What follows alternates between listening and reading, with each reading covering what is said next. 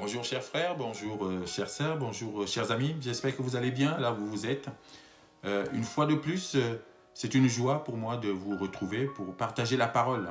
Ce rendez-vous qui est devenu habituel maintenant entre vous et moi, mais surtout, ce n'est pas ma personne qui importe, c'est surtout un rendez-vous entre nous tous et notre Seigneur Jésus-Christ. Alors je voulais partager avec vous aujourd'hui la parole qui vient donc dans le livre du Nouveau Testament. Nous lirons la deuxième épître de Paul aux Corinthiens, de Paul aux Corinthiens, le chapitre 1. Nous lirons à partir du verset 3 jusqu'au verset 11. 2 Corinthiens chapitre 1, verset 3 à 11. Et nous lirons cette fois-ci dans la version Louis II. Alors je lis avec vous. L'apôtre Paul s'adresse ici dans une deuxième lettre aux Corinthiens. Voici ce qu'il dit. Béni soit Dieu, le Père de notre Seigneur Jésus-Christ, le Père des miséricordes et le Dieu de toute consolation, qui nous console dans toutes nos afflictions, afin que par la consolation dont nous sommes l'objet de la part de Dieu, nous puissions consoler ceux qui se trouvent dans l'affliction. Car de même que les souffrances de Christ abondent en nous, de même notre consolation abonde par Christ. Si nous sommes affligés, c'est pour votre consolation et pour votre salut. Si nous sommes consolés, c'est pour votre consolation qui se réalise par la patience à supporter les mêmes souffrances que nous endurons. Et notre espérance à votre égard est ferme, parce que nous savons que si vous avez part aux souffrances, vous avez part aussi à la consolation. Nous ne voulons pas, en effet, vous laisser ignorer, frères, au sujet de l'affliction qui nous est survenue en Asie, que nous avons été excessivement accablés au-delà de nos forces, de telle sorte que nous désespérions même de conserver la vie. Et nous regardions comme certains notre arrêt de mort, afin de ne pas placer notre confiance en nous-mêmes, mais de la placer en Dieu qui ressuscite les morts. C'est lui qui nous a délivrés et qui nous délivrera d'une telle mort, lui de qui nous espérons qu'il nous délivrera encore. Vous nous assistez vous-même de vos prières, afin que la grâce obtenue pour nous par plusieurs soit pour plusieurs une occasion de rendre grâce à notre sujet. Amen. Imaginez un monde sans consolation. Imaginez une vie où il n'y a pas du tout de réconfort ni de consolation.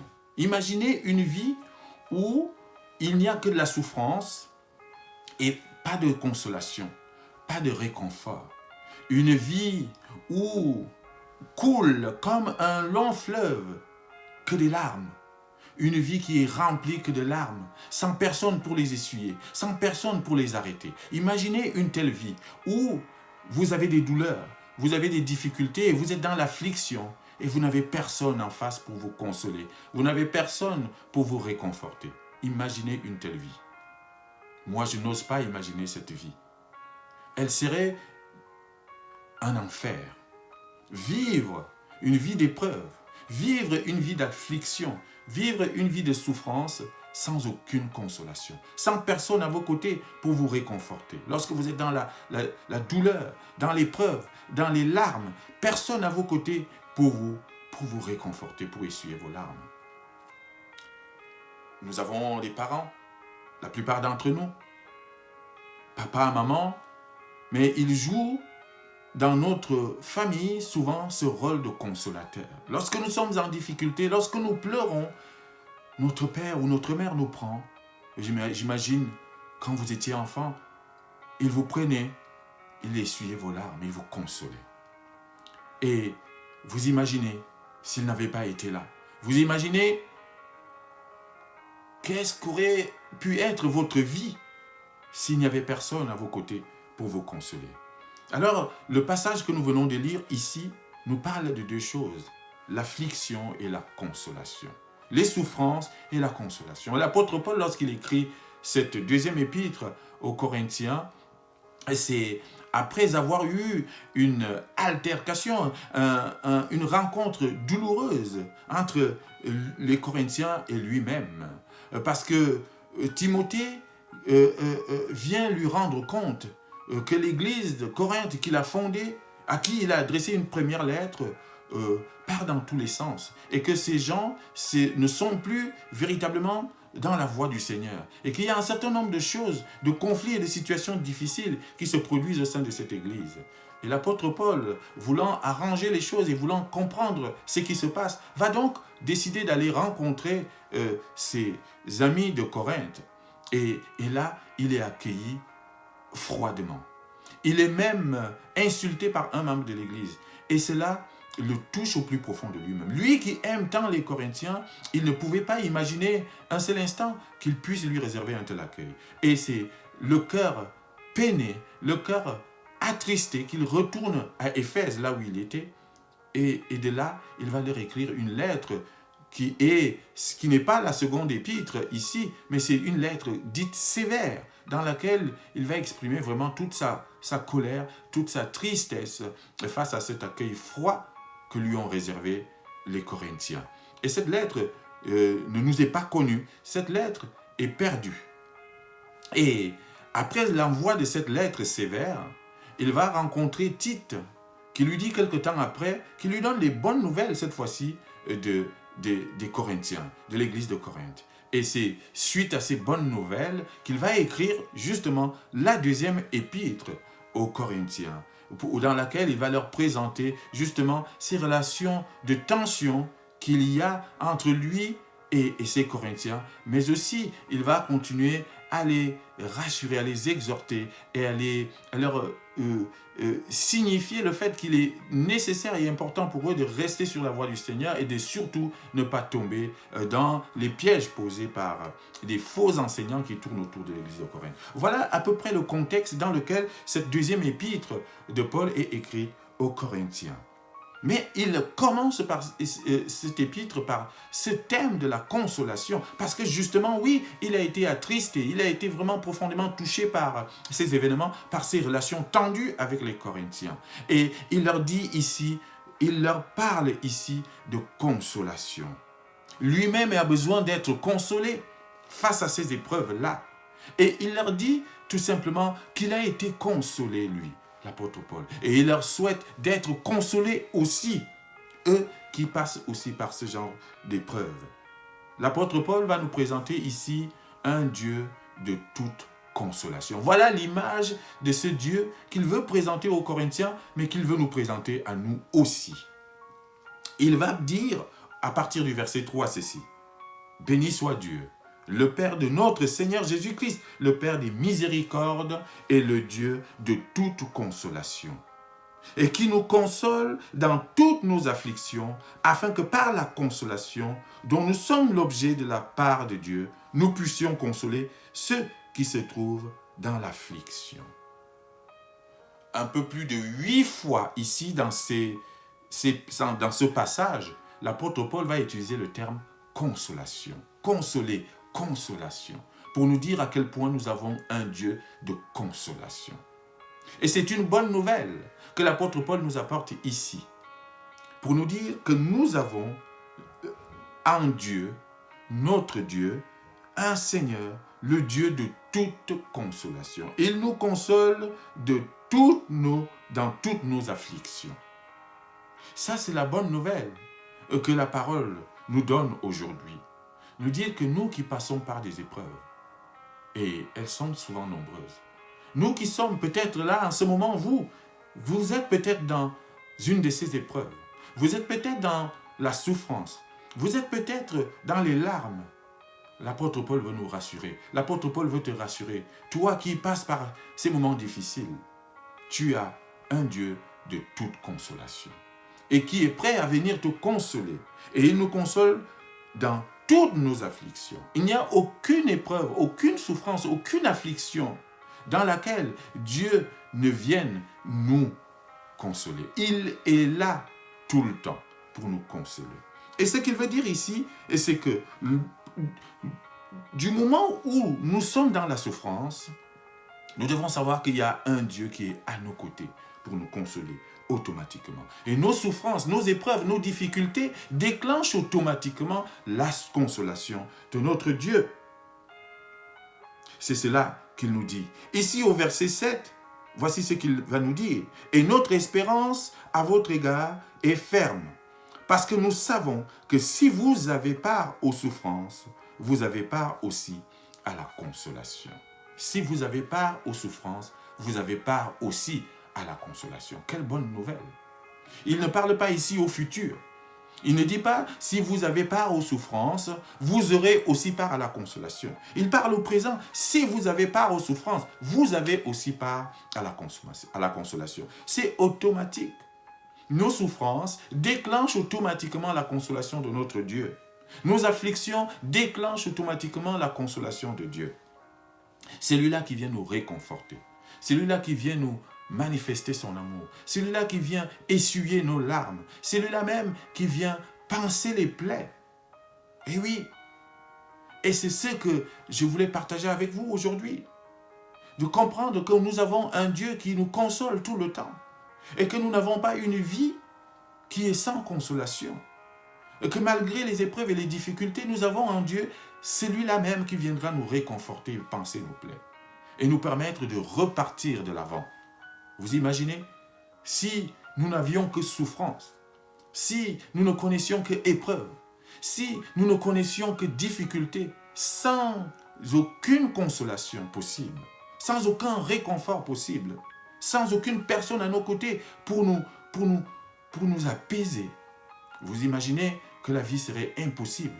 Vous imaginez que la vie serait difficile.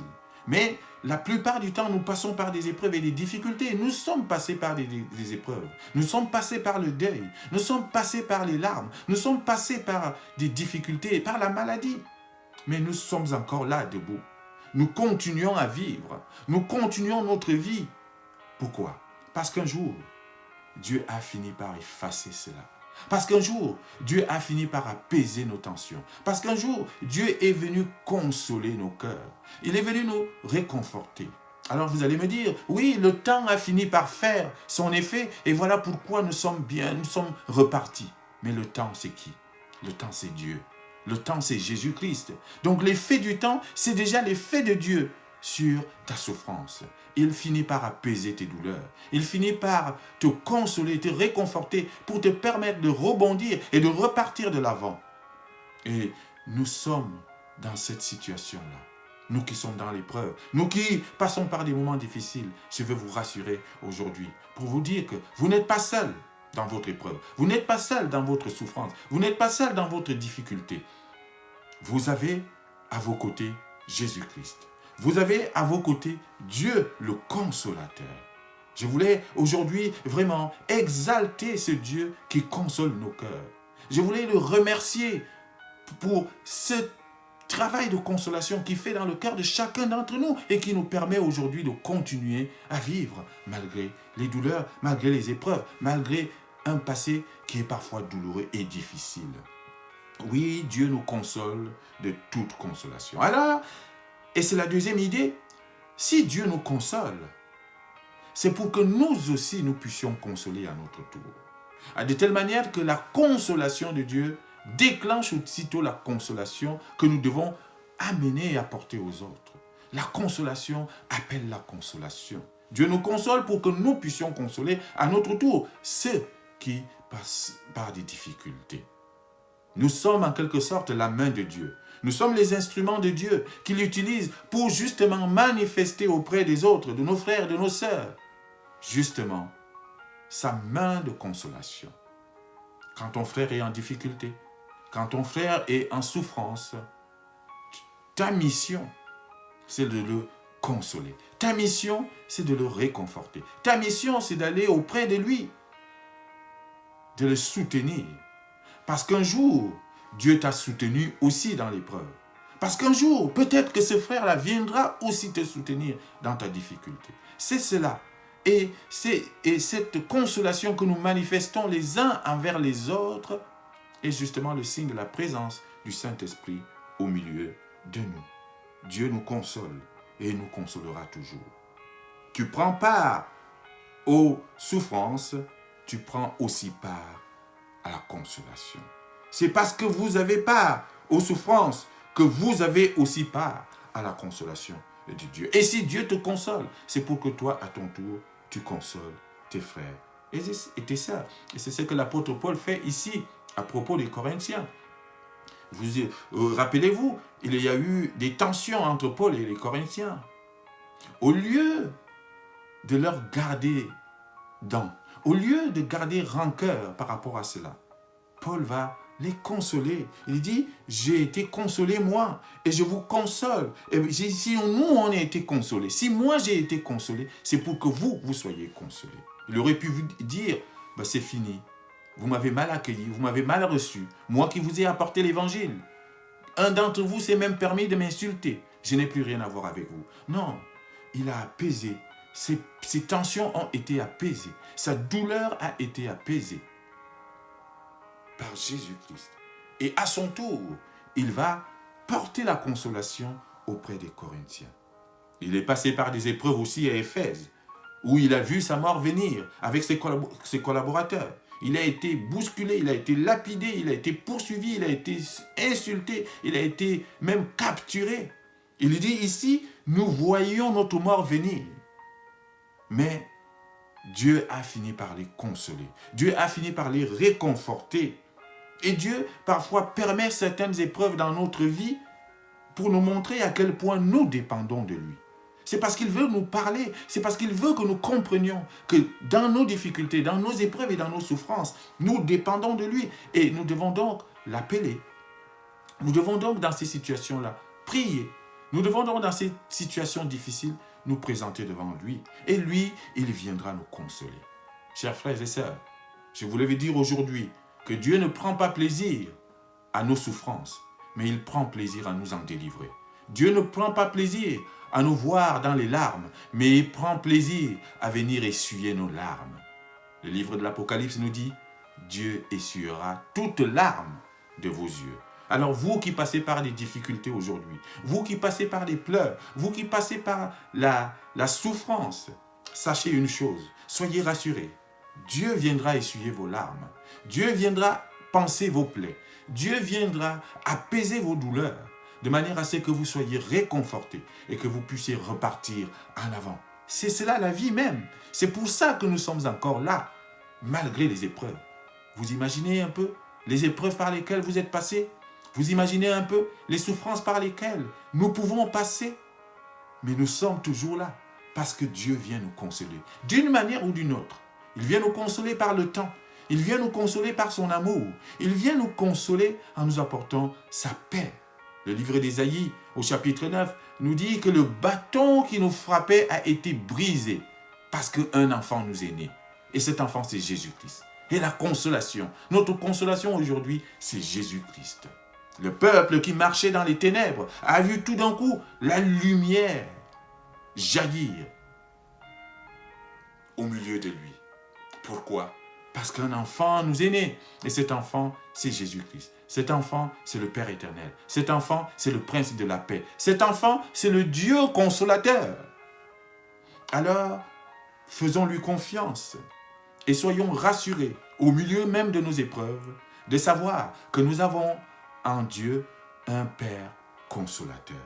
Et c'est ce que je voulais partager avec vous et pour vous rassurer et pour réconforter ceux d'entre vous qui passez par des épreuves, pour vous dire que vous avez en Dieu le Père de toute consolation.